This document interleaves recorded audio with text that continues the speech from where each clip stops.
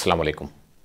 Programme खबर और तबसरा के साथ आपका मेज़बान मेजर माजिद अपने साथी ताहिर नाम शेख के साथ हाजिर खिदमत है। नाज़रीन किराम, कोरोना जहां अपनी तमाम हशर सामानियों के साथ पूरी दुनिया को अपनी लपेट में लिए हुआ है, वहां कोरोना के ख़िलाफ़ कोरोना से निपटने के लिए भी इक़दाम किए जा रहे हैं। मगर जहां उसके ख़िलाफ़ नए इक़दाम किए जा रहे हैं, वहाँ ये नज़र आ रहा है कि जिन हिस्सों में कोरोना का ख़ात्मा कर दिया गया, चाइना और जनूबी कोरिया से, वहाँ से फिर ख़बरें आ रही हैं कि वहाँ फिर कोरोना के केसेस पैदा होने शुरू हो गए। तो ये एक ऐसा सिलसिला है कि जिस वक्त तक कोई उसका प्रॉपर इलाज नहीं आता, उस वक्त तक इसको रोकना शायद हमारे लिए बड़ा मुश्किल होगा। आज WHO ने क्लियरली ये कहा है कि वैक्सीन का जो तरीक़ाकार है, उसके जितने मराइल हैं, उसका 2021 के आखिर तक आना मुमकिन है। उससे पहले ये मुमकिन ही नहीं है कि इसकी कोई वैक्सीन मार्केट में आ सके जो ऑथेंटिक वैक्सीन हो। छोटी मोटी बीमारियां या छोटे मोटे उसके इलाज तो आते रहेंगे, लेकिन मुकम्मल वैक्सीन अगर आई तो वो अगले साल के आखिर तक आएगी। शेख साहब, ये तो एक जनरल सी बात थी। मैं चाहूँगा कि पहले आप सबसे बताइएगा, कल चूँकि हमारा प्रोग्राम ख़त्म होने के बाद UK के वज़ीर-ए-आज़म बोरिस जॉनसन ने पार्लियामेंट में पॉलिसी बयान दिया है। मैं चाहूँगा कि आप ज़रा थोड़ा सा उस पॉलिसी बयान के मुतालिक हमारे नाज़रीन को बताएं। बिस्मिल्लाहिर्रहमानिर्रहीम। बेशक पता है आपको कि जो रिव्यू होना था लॉकडाउन का, वो पिछले थर्सडे को होना था जी, और स्कॉटिश हुकूमत और दूसरी जो गवर्नमेंट्स ने उन्होंने कर दिया था। लेकिन बोरिस जॉनसन ने कहा था कि वो मज़ीद जो डिटेल्स हैं, डाटा आने का इंतज़ार करेंगे और देखेंगे कि सैटरडे तक क्या क्या नई रिपोर्ट्स आती हैं, और इसकी रोशनी में वो संडे को प्रेस कॉन्फ्रेंस करेंगे और अपनी जो डिटेल्स है वो बताएंगे। तो उन्होंने जो फैसला किया है लॉकडाउन के मतलब, उन्होंने इसे 5 बर्लों में तकसीम कर दिया है। कल रात को 7 बजे उन्होंने तकरीर स्टार्ट की थी अपनी, उस वक्त जिस वक्त हमारा प्रोग्राम ख़त्म होता है। उन्होंने कहा है कि हम जो कुछ भी करेंगे, कर रहे हैं, ये साइंस की बेस पे करेंगे। अगर हमें इसके जो कुछ हम कर रहे हैं, अगर हमने देखा कि इन पे सही अमल नहीं हो रहा, तो हम इन पाबंदियों को दोबारा सख्त भी कर सकते हैं। मतलब जो रियायत दे रहे हैं वो कंडीशनल है। जो लॉकडाउन को नरम करने जा रहे हैं, उन्होंने कहा जी कि अगर हमने देखा कि लॉकडाउन के नरम करने की वजह से कोरोना को हम रोक नहीं सकें या फिर उसके असरात आने शुरू हैं, तो फिर पाबंदियां जो है ना दोबारा सख्त भी की जा सकती हैं। तो उन्होंने इसको 5 मरलों में तकसीम किया फिलहाल, जो ईज डाउन करना है। पहला उनका यह है कि वही जो एक्चुअली 2 मेन फ़र्क ये है स्कॉटिश गवर्नमेंट और ब्रिटिश गवर्नमेंट के दरमियान। एक का नारा है स्टे होम, यही वेल्स का है, यही नॉर्दर्न आयरलैंड का है। लेकिन जो UK की गवर्नमेंट है, उसका नारा है स्टे अलर्ट। वो नया एक नारा नया स्लोगन लेके आए हैं। ये जो चेंज आई है दोनों के दरमियान। तो पहला उनकी जो फर्स्ट प्रायोरिटी है वो यही है कि घरों में रहे, जो स्कॉटलैंड की है। दूसरा जो उनका है कि अगर आप काम अपना घर से रह के कर सकते हैं तो बाहर ना जाए। लेकिन अगर आपका काम इस किस्म का है कि जो ज़रूरी है बाहर जाना, तो हम इसे इनकरेज करते हैं, आप जाएं, बाहर जाएं और बाहर जाके काम करें। ये फ़र्क है। एक तो UK की गवर्नमेंट कह रही है कि आप बाहर जाकर उन्होंने इनकरेज किया है।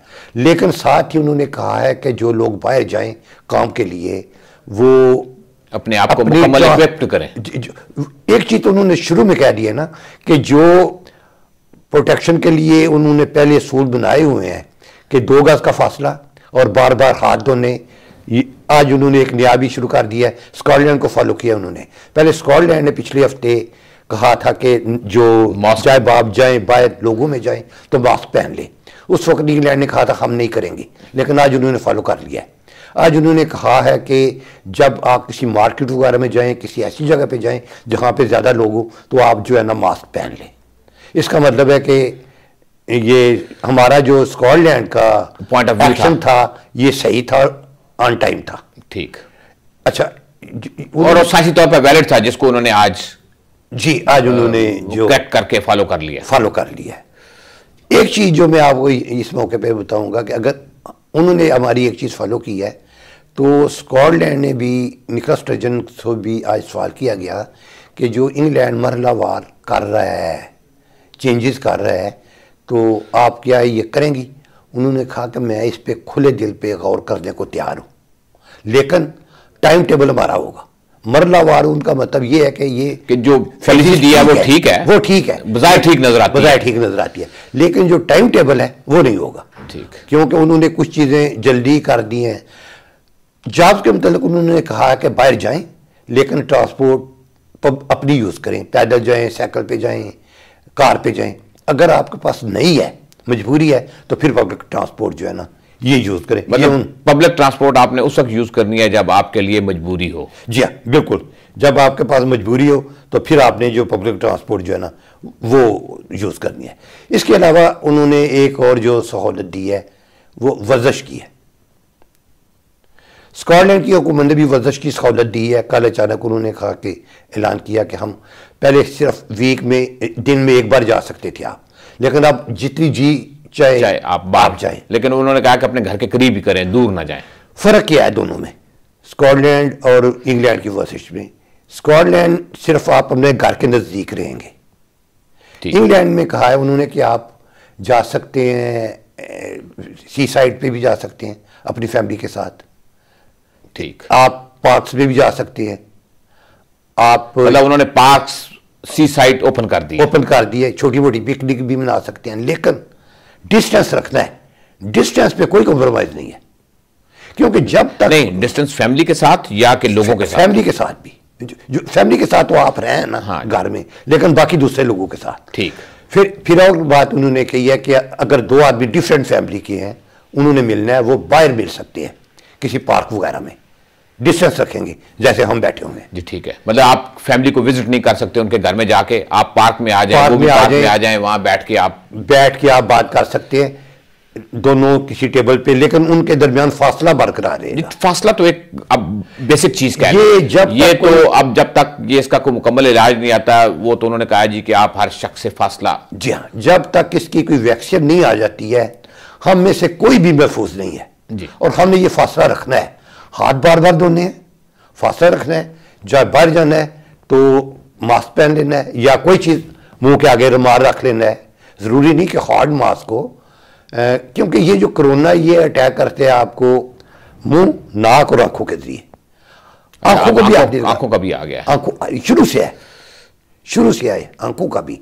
ये तीनों चीज़ों के थ्रू जब अगर मैं किसी ऐसी चीज़ को हाथ लगाता हूँ जो कंटेमिनेटेड है, किसी आदमी ने उस जगह पे खांसा है जिसको कोरोना था, ये कोरोना के जो जरासीम है वहाँ बाज़ चीज़ों पे 2-2, 3-3 दिन रहती है। मैं किसी सुपरमार्केट में गया हूँ, ट्राली ली है, ट्राली पे उसने खांसा हुआ है, हाथ लगाऊंगा मेरे हाथ को लग जाएगा, मेरे हाथ को लगेगा, मैं अनकॉन्शियसली अब किसी जगह हाथ लगाता हूँ, यहाँ, वो मेरे अंदर चला जाएगा। आंखों के थ्रू भी जा सकता है, नाक के थ्रू भी जा सकता है, मुंह के थ्रू भी जा सकता है।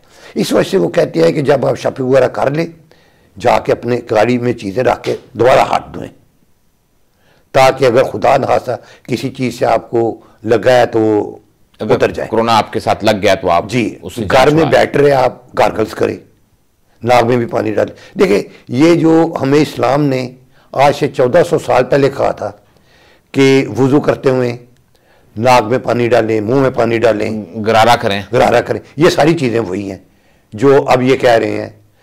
नकाब के मतलब देख रहे हैं, ये मजाकिया करते थे, हाँ जी, अब ये खुद नकाब डलवा रहे हैं सभी को, बल्कि मर्दों को भी डलवा रहे हैं। जी बिल्कुल ऐसा ही है कि फ्रांस ने वहां पाबंदी लगाई नकाब पे, आज वो कह रहे जी नकाब आप पहनो। अब तो ये जो अब उन्होंने कुछ की है, रियायतें दी है, जो स्कॉटलैंड की हुकूमत है, जो निकोला स्टर्जन है, उन्होंने भी कहा है कि हमारी भी तरजीह यही है, मसलन कंस्ट्रक्शन इंडस्ट्री, रिटेल इंडस्ट्री और मैन्युफैक्चरिंग, दोनों ने यही कहा है। उन्होंने निकोला स्टर्जन ने और बोरिस जॉनसन दोनों ने यही कहा है, लेकिन देखना यह है कि हालात क्या हैं। उन्होंने बोरिस जॉनसन ने भी वाज़ह तौर पे कह दिया कि अगर जब मैं रियासत दे रहा हूँ, लेकिन हमने R नंबर को चेक करना है। R नंबर जब ये स्टार्ट हुआ था तो उस वक्त रिप्रोडक्शन नंबर, एक आदमी तकरीबन 2.8 लोगों को कोरोना ट्रांसफ़र कर रहा था यूके में। अब जो ये शरह है ये एक के इर्द गिर्द घूम रही है, स्कॉटलैंड में भी कभी 0.78 और 1 के दरमियान है। स्कॉटिश हुकूमत ने रेट बताया नहीं है, बता नहीं रहे हैं अभी क्या है, लेकिन ये कह रहे हैं कि 1 के इर्द गिर्द है। हो सकता है 1.1 हो गया हो, ठीक, 0.7 हो गया हो। तो ये जब देखेंगे कि अब महफूज है, अब हम उस स्टेज पे पहुंच गए हैं कि लोग एक तो पूरी एहतियात कर रहे हैं और दूसरा ख़तरा जो है ट्रांसफ़र करने का बहुत कम हो गया है, तब ये आहिस्ता आहिस्ता जो पहले तो उन्होंने ये 3 चीज़ें जो है कंस्ट्रक्शन, मैन्युफैक्चरिंग और रिटेल। अच्छा, रिटेल में 2 चीज़ें आ जाती हैं। रिटेल में एक ज़रूरी चीज़ें हैं और एक गैर ज़रूरी है। मसलन बाज़ी चीज़ें ऐसी हैं जो आपको डेली लाइफ में ज़रूरत नहीं होती है, तो उसमें वो कह रहे हैं कि वो देखेंगे कि किस वक्त को अभी फर्स्ट फेज़ में करना है या नहीं। स्कूल तो इंग्लैंड ने कहा है कि हम 1 जून को शायद स्कूल खोल दें, लेकिन स्कॉटलैंड की हुकूमत ने कहा है कि नहीं, हम 1 जून तक तो सवाल ही नहीं। जी, इन्होंने तो मेरा ख्याल है कि वो छुट्टियों के बाद उस वक्त तक की बात की है कि हम शायद उस वक्त तक स्कूल ना खोलें, लेकिन उसके बाद कभी उन्होंने कोई वादा नहीं किया जी जी शायद हम खोलें या ना खोलें। मेरी सब ये जो कोरोना है हमारा जो है, इसको हम कंपेयर करते हैं। सपोज पहले इस तरह का जो वायरस आया था ये 1918 में स्पेन में आया था, तो उसमें दुनिया में 5 लाख लोग मारे गए थे। चूंकि ये यूके में भी आया था, चूंकि ये जंग अजीम के दौरान आया था, तो उन्होंने ज़्यादा लोग इस वजह से मारे गए कि वो जंग को ज़्यादा तरजीह दे रहे थे, जंग की तैयारियों को, इस बीमारी के इलाज की तरफ इतनी तवज्जो नहीं दे रहे थे। तो होता ये था कि एक आदमी से कोरोना है, वो ट्रेन में बैठता है या फौजी गाड़ी में बैठता है, अब 30 आदमी बैठे हुए हैं, उनको भी लग गया, तो इस वजह से ज़्यादा बात हुई थी। उस ज़माने में इतनी साइंसी, अब जिस तरह नए हेलमेट आ गए हैं, आप वो मोबाइल से आपको चेक कर लेंगे, आपकी ऐप पे कि आपको दूसरे को कोरोना है कि नहीं, उस ज़माने में ये फैसिलिटीज़ नहीं थी। उस वक्त ये चेक करना भी बड़ा मुश्किल था कि आया इसको है कि नहीं है। वो तो जब किसी ने खांसा, किसी पर गिरा, फिर उसकी को पता चला जी कि इसको फ्लू है। उनको जो सिम्टम्स थे उनका भी उस वक्त नहीं पता चल रहा था कि किस चीज़ से फैल रहा है। हमने इस चीज़ को फ़ौरन डिटेक्ट कर लिया है कि ये वायरस क्या है, किस तरीके से फैलता है, इससे किस तरीके से बचाव कर सकते हैं, उन्हें ये भी नहीं पता था। तो उस ज़माने में जो, लेकिन उसमें फ़र्क इसमें ये है, वो नौजवान जो लोग हैं वो ज़्यादा मारे गए थे, 20 से 40 के दरमियान, 20 से 30 के दरमियान जो लोग हैं। ये जो वायरस है ये बूढ़े लोगों को मुतासर कर रहा है। मेरे ये बात कहने का मकसद सिर्फ ये था कि यूँ तो हर एक ने एहतियात करनी है, लेकिन जो बूढ़े लोग हैं जिनकी उम्रें 70 से ज़्यादा है, उनको बहुत ही ज़्यादा एहतियात करने की ज़रूरत है। अच्छा, नहीं, ये तो कुदरती अदाद शुमार आए हैं ना जी हाँ, कि भाई बूढ़े लोगों के ज़्यादा हुए चूँकि, लेकिन आप देखें कि कोरोना जिन नौजवानों को भी चिमटा है उसने विद इन डेज, अब आप देखें कि पाकिस्तान में मेजर असगर, जी हाँ, मेजर असगर, उनका एक ही दिन में उनको डायग्नोज हुआ, जी जी जी, और उसी दिन वो ख़त्म हो गए।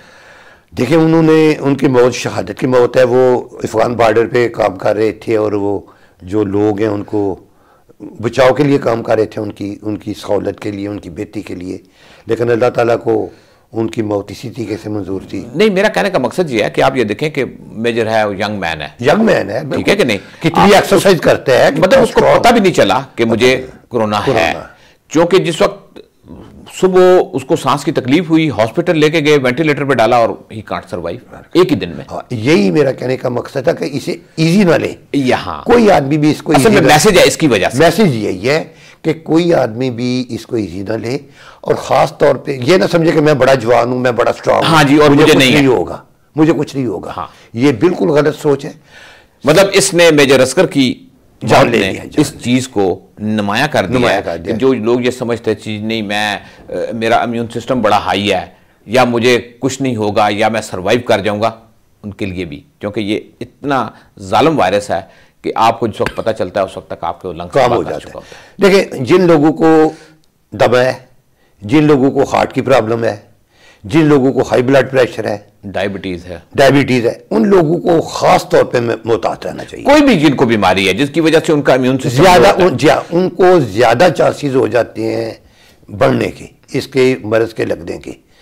तो ये ना कोई देखे कि मैं बड़ा जवान हूं, मैं बड़ा स्ट्रांग हूं, ठीक है, ये ज्यादा बूढ़े लोगों को लग रहा है, क्योंकि अब तक जो 75% डेथ्स हुई हैं वो ओवर 70 है।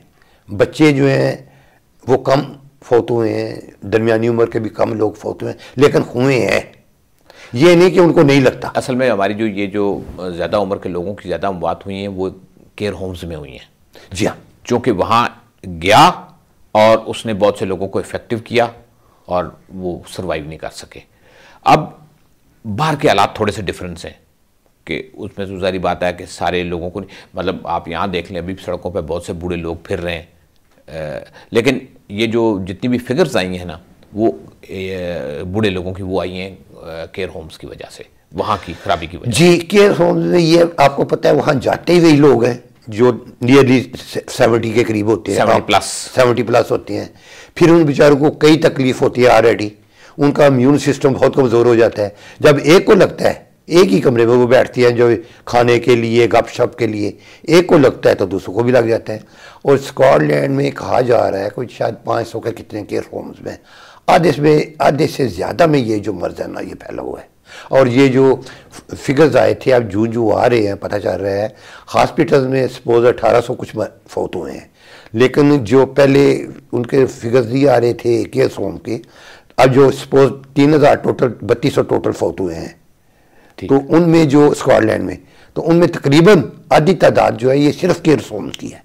हालांकि वहाँ कम तादाद में लोग रहते हैं, रेशो तो बड़ी कम है राइश की, लेकिन अमवात की शरह बहुत ज़्यादा। मैंने आपसे यही अर्ज़ किया ना कि अनफॉर्चुनेटली ये जो हमारे केयर होम है उनमें ये ज़्यादा अमवात हुई, उस वजह से ये जो एल्डरी की शरह अमवात है वो ज़्यादा चला गया।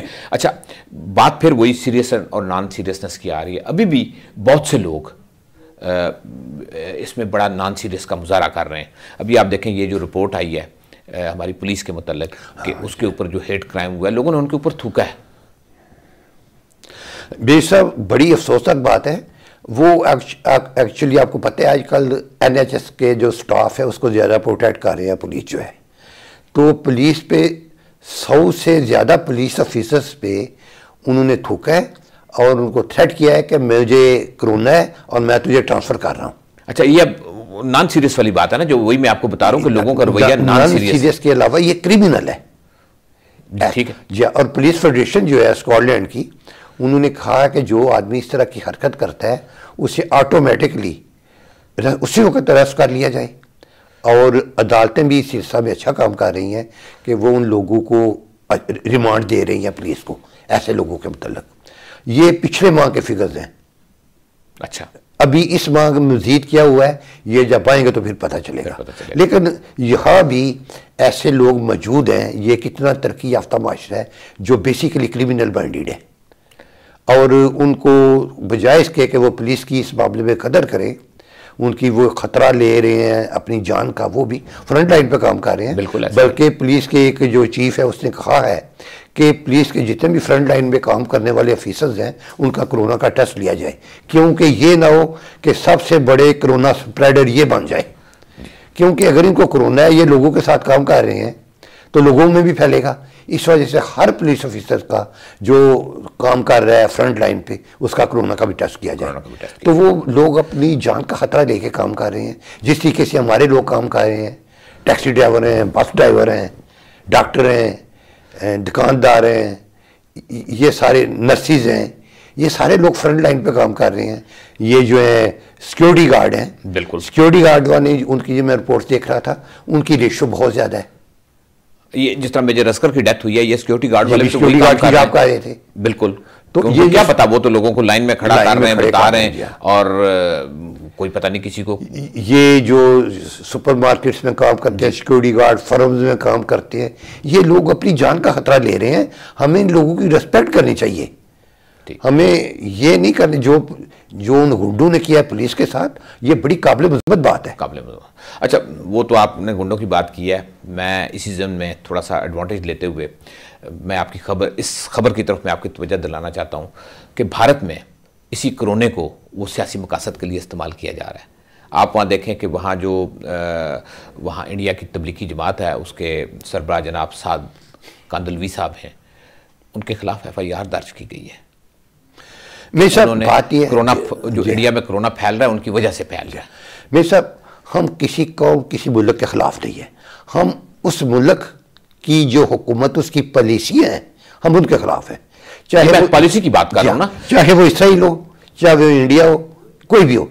इंडिया में अच्छे लोग भी हैं, लेकिन ये जब से मोदी आया है इसने आके मुल्क को तबाही की रास्ते पे लगा दिया है।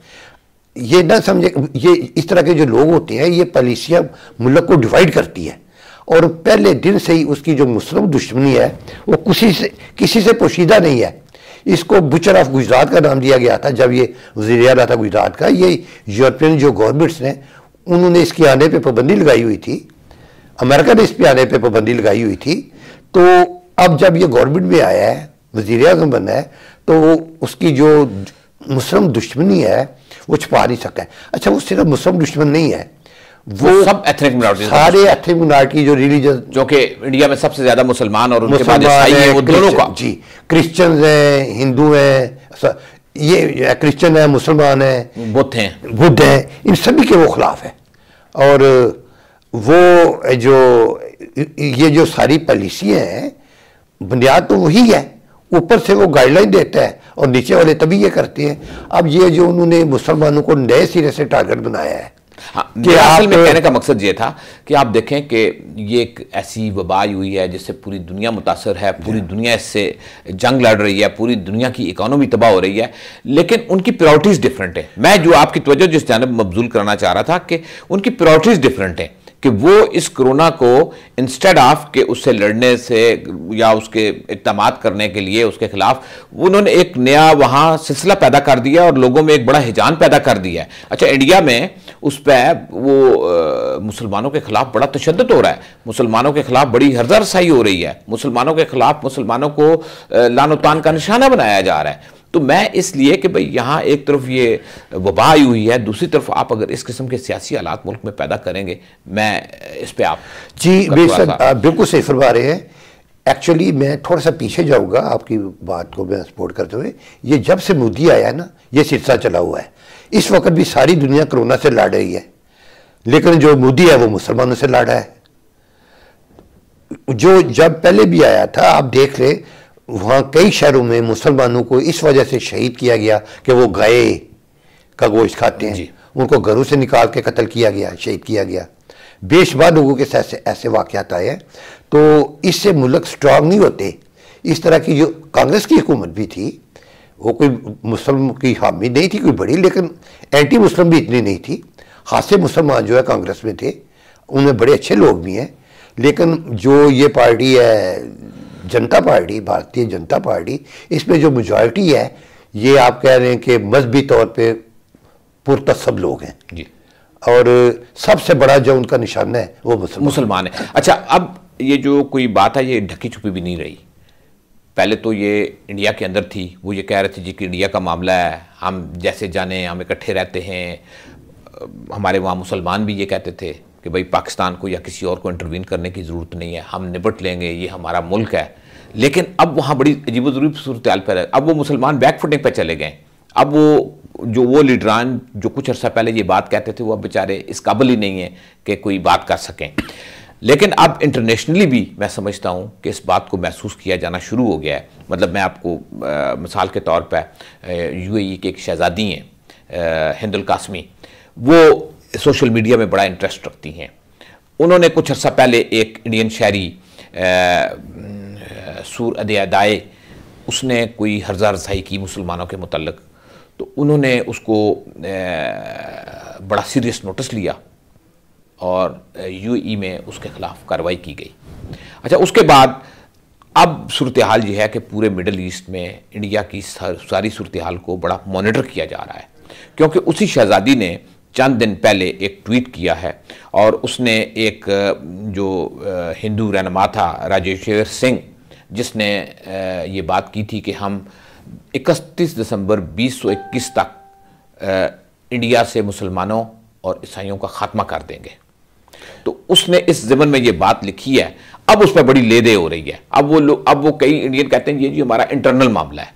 तो अब ये बात मेरा ख्याल है जब ये इंटरनेशनल लेवल पे जानी शुरू हुई है, अब लोगों को ये महसूस होना शुरू हो गया कि ये सब कुछ मुसलमानों के खिलाफ किया जा रहा है। मेरे से पहले ये था कि पहले मिडल ईस्ट में कुछ ऐसे लोग थे जिनके इंडिया से बहुत ज़्यादा तल्कात थे और आपको पता है कि इसी वजह से इंडिया के भी 30-40 लाख जो लोग हैं वो मिडिल ईस्ट में काम करते हैं। इंडिया का $60 बिलियन का मुबादला आता है हर साल। तो वो इस वजह से इंडिया की हिमायत किया करते थे, इंडिया से तल्लुकात रखते थे कि इंडिया में भी 20 करोड़ के करीब मुसलमान हैं।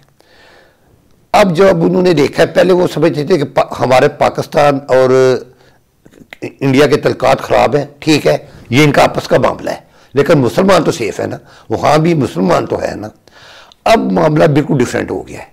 अब उन्होंने देखा है कि ये पाकिस्तान इंडिया का मामला नहीं है, ये लोग जो हैं ये मुस्लिम दुश्मन है। जब उन्हें इस चीज़ का पता लगा कि ये मुसलमानों के दुश्मन है, उनका रवैया चेंज हो रहा है, उनका रवैया चेंज होता जा रहा है। बिल्कुल, अब होना भी चाहिए, होना भी चाहिए। अब वो ये समझ रहे हैं कि ये दो मुल्कों के मबैन जो दुश्मनी में है वो अपनी जगह पे, लेकिन जो इंडिया का अमूमी रवैया है वो मुस्लिम दुश्मनी है। कश्मीर पे देखिए, पहले वो तवज्जो नहीं देते थे, लेकिन वो कह रहे थे कि जी इंडिया प्रोपेगेंडा किया करता था, जी ये पाकिस्तान स्पॉन्सर्ड वार है, ये है वो है।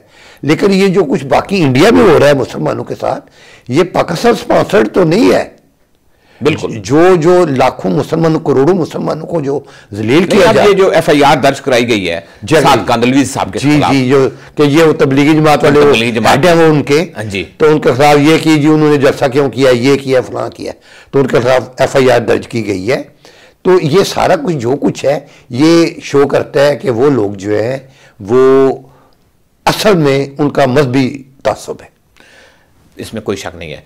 शेख साहब, चूँकि एक ब्रेक का वक्त ग्लासगो और उसके गिरदोआ में अज़ान असर का वक्त भी हुआ चाहता है, फिर हमने एक ब्रेक लेनी है, कमर्शियल ब्रेक भी। लेकिन उससे पहले कि हम कमर्शियल ब्रेक पर जाएं, अफ़गानिस्तान इशू भी बड़ा जी इस वक्त अपनी पीक को पहुंच चुका है और नज़र ऐसे आ रहा है कि अफ़गान तालिबान अब सियासी तौर पर अपनी मजबूती की तरफ जा रहे हैं, क्योंकि जिस किस्म के उन्होंने फ़ैसले किए हैं। लेट्स, उन्होंने एक फ़ैसला किया है कि उन्होंने मुल्ला याकूब, जो मुल्ला उमर के बड़े साहबजादे हैं, उनको उन्होंने अपने अस्करी विंग का इंचार्ज बना दिया है। फिर उन्होंने कुछ जो आपको पता है कि पहले ये सिर्फ सुन्नी अकायद रखने वाले तालिबान थे, ये बाकी लोगों को, अज़बक को, हज़ारों को, शियों को नहीं मानते थे। अब उन्होंने एक शिया कमांडर को भी अपनी शुरा में शामिल कर लिया है। लगता यह है कि अब तालिबान को भी ये नज़र आ रहा है कि उन्होंने अब अफ़गानिस्तान की हुकूमत की बागडोर संभालनी है और वो सारे तबकों में अपने आप को मनवाने के लिए या अपनी प्रेजेंस करने के लिए अब वो इक़दाम कर रहे हैं। हम इंशाल्लाह ब्रेक के बाद जब आएंगे तो हमारे साथ कैसर इमाम साहब जी होंगे, हम उनके साथ जी गुफ्तगू करेंगे और उनसे जानने की कोशिश करेंगे कि अफ़गानिस्तान की अब क्या सूरत हाल है। तो वैसे तो मेरी तो शुरू से यही राय रही है कि अफ़गानिस्तान में उस वक़्त तक अमन होना मुमकिन नहीं है जब तक कि ये तालिबान वहाँ के देखें, तालिबान की मेजॉरिटी जो है वो है पश्तून की। पश्तून वहाँ की आबादी का 60% है। 60%। तो उनके बगैर तो वहाँ कुछ भी नहीं हो सकता। जी बिल्कुल। तो वो जब तक पश्तून जो उनके साथ नहीं होंगे तो कुछ भी नहीं होगा। नाज़रीन इकराम, एक ब्रेक की तरफ चलते हैं, एक कमर्शियल ब्रेक, उसके बाद अज़ान असर और फिर हम हाजिर खिदमत होते हैं।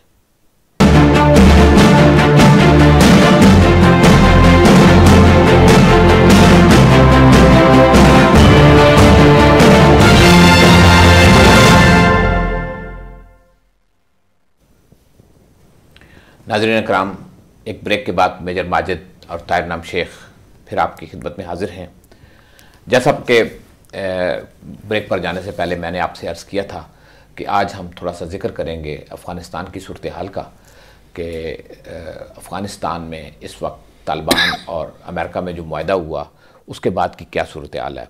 बहुत से लोग शुरू में ये समझते थे कि शायद अमेरिका ने ये जो मुआहदा किया है किसी तरीके से अपनी साख बचाने के लिए, शायद अमेरिका अपनी दिलो जान से इस मुआहदे की रूह पर अमल ना करे और तालिबान को शायद उन्होंने, जो हम पंजाबी में कहते हैं, गोली दे दी।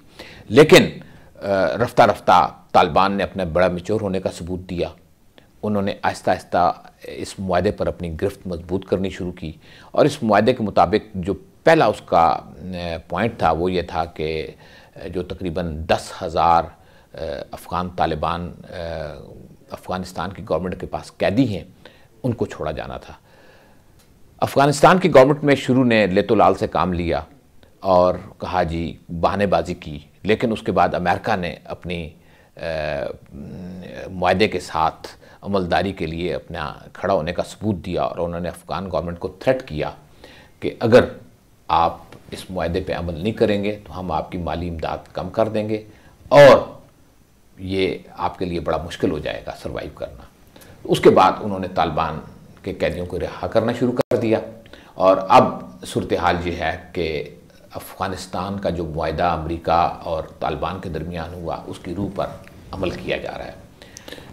शेख साहब, आप क्या समझते हैं, आपके ज़ाती ख्याल में कि ये जो मुआहदे पे, देखिए मेरे साथ पहले तो जो उन्होंने तालिबान के रहा करने थे, जो अफ़गानिस्तान की हुकूमत है वो कुछ ले तो लीड से काम ले रही थी, लेकिन जब उन्होंने प्रेशराइज किया, जी मेरा कहना है कि अमेरिका ने सबूत दिया कि वो मुआहदे के साथ खड़ा हुआ है।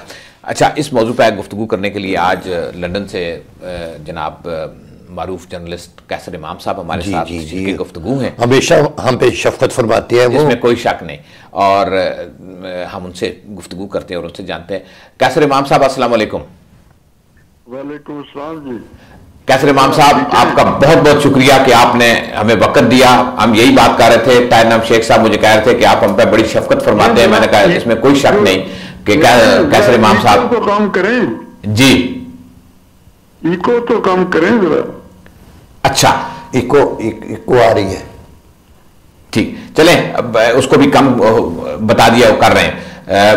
कैसर इमाम साहब, आप जरा बताइए कि ये जो अफगानिस्तान में मुआहदा हुआ है, शुरू में लगता था कि शायद इस मुआहदे पर उस तरह अमल दरामद ना हो सके, लेकिन अब यह सूरत हाल नजर आनी शुरू हुई है कि वहां अब उस मुआहदे पर उसकी रूह के मुताबिक अमल हो रहा है।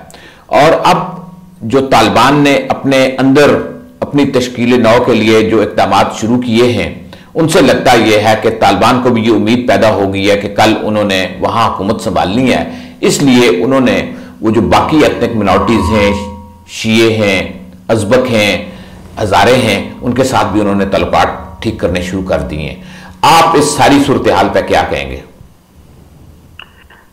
देखें, ये सूरत हाल जो अब पैदा हो रही है, इसमें बहुत बड़ी तब्दीली जो है, ये मुल्ला मोहम्मद उमर के बेटे मोहम्मद याकूब को तहरीक के अस्करी कमीशन का सरबराह मुकर्रर करने के बाद हुई है जी। ये चंद दिन पहले उनको, जो पहले इससे पहले वो नायब अमीर भी हैं तालिबान के, तो उन्हें ये इजाफी ओहदा दिया गया है और अब वो सिक्योरिटी के अस्करी विंग जो है तालिबान का, उसके भी सरबराह होंगे।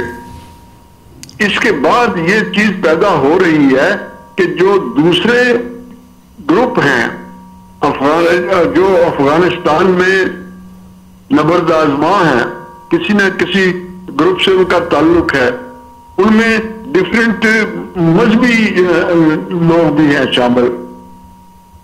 हाल ही में ये बताया गया है कि जो हज़ारा शिया हैं वो भी उनके साथ शामिल हो गए हैं।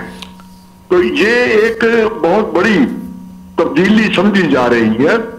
हालांकि असल बात जो है वो ये है कि ये तब्दीली नई नहीं है। ये हज़ारा ग्रुप जो है, ये इससे पहले भी ये बात कह चुका है। उनका जो कमांडर है मौलवी मेहदी मुजाहिद, इनका शिया हज़ारा ग्रुप का जो कमांडर है मौलवी मेहदी मुजाहिद उसका नाम है, उसने पहले भी ये बात कही थी कि जब अफगानिस्तान में रूस आया था तो उस वक्त भी शिया हज़ारा ग्रुप जो है ये सुन्नी ग्रुप के जो तालिबान हैं उनके साथ मिलकर लड़ाई करता रहा है।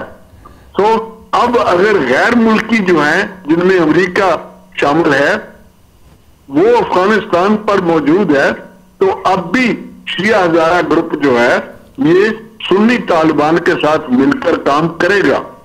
तो इस लिहाज से ये नहीं कहा जा सकता है कि ये नई पॉलिसी भी है और पुरानी पॉलिसी भी है। नई इस लिहाज से कि मुल्ला याकूब के आने के बाद, इस अस्करी तंजीम का सरबराह बनने के बाद हालात में जो सबसे बड़ी तब्दीली है वो ये है कि मुल्ला याकूब साहब इससे पहले अगरचे नायब अमीर थे, लेकिन वो पहले भी अस्करी काम करते रहे हैं और अब वो समझा जा रहा है कि बुनियादी तौर पर उनका ज़हन जो है वो सियासी है और अब वो अस्करी काम भी करेंगे। तो दोनों काम साथ साथ करने का मकसद ये है कि अब जो नई सूरत हाल पैदा हो रही है इसमें, यानी अफगानिस्तान से अमेरिका की फौज निकल जाएगी अगर, उसके बाद जो सूरत हाल पैदा होगी उसमें तालिबान जो हैं वो मेन स्ट्रीम में, सियासत की मेन स्ट्रीम में आ जाएंगे और उसके लिए वो कोशिश कर रहे हैं कि जितने भी धड़े हैं, खा वो शिया हो, सुन्नी हो या कोई और ग्रुप हो मजहबी लिहाज से, या जो सियासी लोग वहां मौजूद हैं अफगानिस्तान में, सियासतदान हैं, असेंबलियों के मेंबर हैं, हुकूमत के वजीर भी रहे हैं, उनके साथ भी उनके ताल्लुकात पैदा हो रहे हैं। तो ये सूरत हाल अब तेजी से बदल रही है जी। जाहिर है इंटरनेशनल सतह पर जो मुज़ाकरात होंगे। हेलो जी, अस्सलाम वालेकुम कैसर बाब साहब, ये मुल्ला याकूब को लाने का फिर ये मकसद नजर आ रहा है कि जो सियासी और अस्करी ग्रुप्स हैं वो उन दोनों के दरमियान राब्ता कार का किरदार अदा करेंगे। आप मुल्ला याकूब की बात कर रहे हैं ना? जी जी जी जी। देखें, मुल्ला याकूब जो है बुनियादी तौर पर ज़हन जो है इनका वो खालिस सियासी है, हालांकि वो पहले सियासी विंग में काम करते रहे हैं। अब उनको सियासी अस्करी विंग, तो अस्करी विंग का अब उन्हें सरबराह भी बना दिया गया है, लेकिन वो तालिबान के नायब अमीर बदस्तूर रहेंगे जी। सो ये सिचुएशन जो है इसमें खूबी ये है कि चूंकि वो सियासी ज़हन रखते हैं और अस्करी काम भी करेंगे, इस तरह से उनके राब्ते जो हैं मौजूदा बदलती हुई सूरत हाल में जितने भी अफगान ग्रुप हैं उनमें सियासी भी हैं, सियासतदान भी हैं और उनमें हुकूमती भी हैं, बाज़ इलाकों के गवर्नर्स तक हैं, तो उनके साथ उनके ताल्लुकात पैदा हो जाएंगे और इस तरह से जो नई सूरत हाल बदलेगी, जो तब्दीली आएगी, उसमें उनके मजबूत होने के इम्कानात ज्यादा हो जाएंगे। आप इसीलिए वो कोशिश करेंगे कि जितने भी ग्रुप हैं उनके साथ ताल्लुकात ज्यादा बेहतर हो जाएं। अब मुश्किल ये है कि जब तक तालिबान और अमेरिका के दरमियान होने वाले मुआहदे पर मुकम्मल तौर पर अमल नहीं होता, यानी तालिबान के मुतालबे के मुताबिक उनके 5000 कैदी जब तक रिहा नहीं किए जाते, उस वक्त तक अफगानिस्तान के बारे में इंटरनेशनल मुज़ाकरात शुरू नहीं होंगे। इन मुज़ाकरात में ताख़ीर की सबसे बड़ी वजह यही है कि कैदियों की रिहाई जो है वो मुकम्मल तौर पर अभी नहीं हो रही। सो इस वक्त कोशिश ये की जा रही है कि तालिबान ग्रुप जो हैं वो बाकी जितने भी दूसरे ग्रुप हैं मजहबी लिहाज से या सियासी लिहाज से उनके साथ ताल्लुकात पैदा किए जाएं। इसीलिए हजारा ग्रुप के साथ जो शिया है और ये तालिबान जो है ये सुन्नी है, तो इनके ताल्लुकात आपस में अब सामने आ रहे हैं। क्या आपने अगर नोट किया हो तो हाल ही में एक और ग्रुप है जो इससे पहले पुलिस का चीफ रह चुका है अफगानिस्तान में और जो तालिबान के खिलाफ बहुत देर तक लड़ता रहा है, अब्दुल जलील जी उसका नाम था। उसने भी ये फैसला किया है कि अब वो तालिबान के साथ मिल जाएगा। तो ये दिलचस्प सूरत हाल है। हालांकि उसका अपना बेटा अभी तक फरा के सूबे का नायब गवर्नर है, तो उसका बेटा एक कत्ल हो चुका है और उसका दूसरा बेटा कत्ल हो चुका है, जिसकी लाश वापस लेने के लिए तालिबान से मुआहदा किया गया और उनको $10,000 पेशगी दिए गए। तो ये हालात तब्दील हो रहे हैं बहुत ज्यादा तेजी के साथ। इसमें तालिबान की कोशिश ये है कि वो मेन स्ट्रीम में जल्दी से जल्दी आ जाएं। कैसर इमाम साहब, आप जी, क्या आप देख रहे हैं कि मुस्तकबिल करीब में तालिबान की हुकूमत बनने वाली है अफगानिस्तान में? देखिए, एक बात तो तय है कि आज भी तालिबान जो है वो अफगानिस्तान के बड़े इलाके पर एक तरह से मुकम्मल हुक्मरान है। तो ये सूरत हाल जो है ये साफ जाहिर करती है कि जो भी नई हुकूमत बनेगी उसमें इनकी हालत जो है और हैसियत जो है वो बहुत नुमायां होगी। और जाहिर है कि अगर अमेरिका की फौज मुकम्मल तौर पर निकल जाती है तो जो काबुल में हुकूमत अमेरिका ने कायम की थी उसके सर पर कोई छतरी नहीं रहेगी।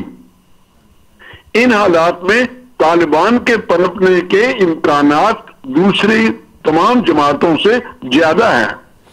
कैसर इमाम साहब, मैं आपसे ये पूछना चाहूंगा, क्योंकि वक्त भी कम है, आखिरी सवाल है ये कि आप क्या समझते हैं कि अमेरिका के मुतालिक ये कहा जाता था ये यहां चला जाए वापस नहीं आता, यहां भी यही बात हो रही थी कि अमेरिका यहां से नहीं जाना चाहता, वो अपने कुछ एलिमेंट रखना चाहता है, लेकिन अब मुआहदे के मुताबिक उन्होंने जाना है। आप क्या समझ रहे हैं कि अमेरिका वहां निकलने में सीरियस है और अमेरिका इस मुआहदे पर अमल दरामद करने में भी सीरियस है? देखिए, अमेरिका और तालिबान के साथ जो मुआहदा हुआ है उसमें सबसे ज्यादा अहमियत जो है देखने की वो है अमेरिका की मौजूदा सूरत हाल। उसमें सबसे बड़ी बात जो है वो अमेरिका के इलेक्शंस है। अगर ट्रंप ने इलेक्शन जीतना है तो फौज को वापस बुलाना है, ये उसकी सबसे बड़ी कमजोरी होगी अगर वो फौज को वापस ना बुला सके इलेक्शन से पहले। तो अगर इलेक्शन के बाद सिचुएशन ऐसा पैदा हो गई जो अमेरिका के लिए मुफीद ना हो हो सकता है अमेरिका फिर फौज उतार दे। तो अमेरिका पर आप बहुत ज्यादा डिपेंड नहीं कर सकते, उसके वादों पर आप पूरी तरह से भरोसा नहीं कर सकते। ये हो सकता है कि वो किसी भी वक्त बदल जाए। यकीनन कैसर इमाम साहब, आपका मतलब है कि अमेरिका नाकाबिल एतबार है। कैसर इमाम साहब, आपका बहुत बहुत शुक्रिया, आपने हमें अपना कीमती वक्त दिया। हम इंशाल्लाह फ्यूचर में भी आपसे राब्ता करते रहेंगे और आपकी कीमती राय हासिल करते रहेंगे। बहुत शुक्रिया कैसर इमाम साहब आपका। मैं कैसर इमाम साहब की इस बात के साथ मुत्तफिक हूं कि सारी बातें अपनी जगह हैं, लेकिन अमेरिका नाकाबिल एतबार है, कोई बात हतमी नहीं है।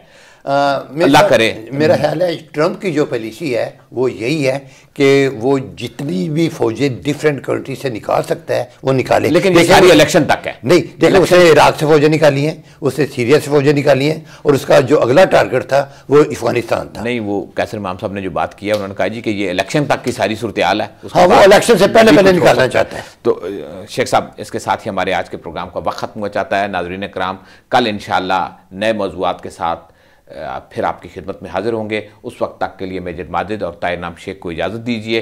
अल्लाह हाफिज़। अल्लाह हाफिज़।